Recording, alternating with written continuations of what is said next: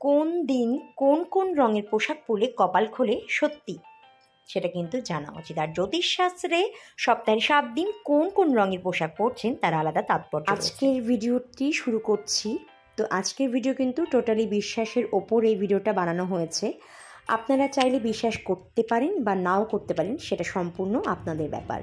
তো তপাস ক্রিয়েশন থেকে আমি তপা আজকে একেবারেই অন্যরকম একটা টপিক নিয়ে আমি আলোচনা করছি।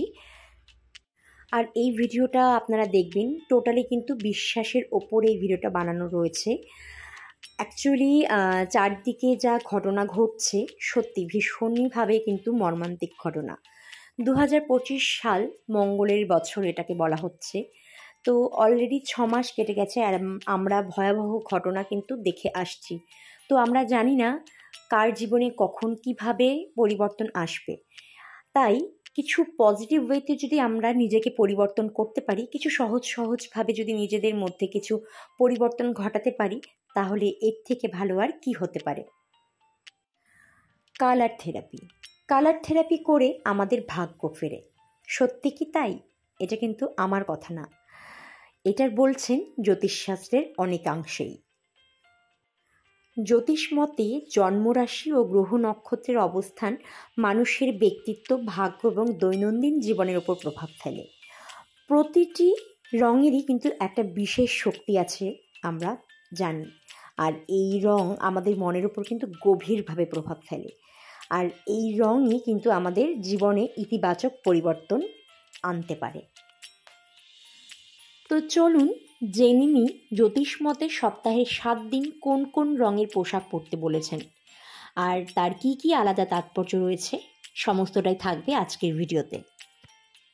তো রবিবার থেকেই শুরু করছি। রবিবার দিন কমলা বা লাল রঙের পোশাক পরা শুভ। এছাড়া গোলাপি বা সোনালি রঙের পোশাকও কিন্তু পরতে পারেন। সোমবার সাদা বা সিলভার রঙের পোশাক পরা ভালো। এছাড়া হালকা গোলাপি বা ক্রিম রঙের পোশাক শুভ বলে মনে করা হয়। এছাড়া অর্ধ আকাশ এবং হালকা হলুদ জামার রঙেও কিন্তু পোশাক পরতে পারেন। মঙ্গলবার লাল রং শুভ। লাল, জাফরান বা কমলা রঙও কিন্তু শুভ বলে মনে করা হয়। বুধবার সবুজের সাথে সম্পর্কিত রং পরতে পারেন। সবুজ রং বুধবার খুব শুভ বলে মনে করা হয়।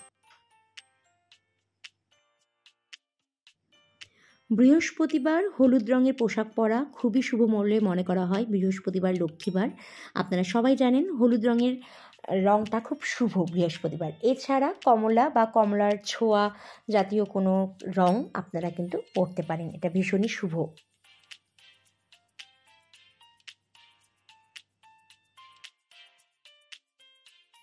শুক্রবার দিন সাদা রংটাই জ্যোতিষ মতে বলা হচ্ছে শুভ।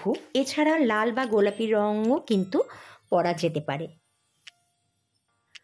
শনিবার দিন নীল রঙের পোশাক পরা শুভ বলে মনে করা হয়।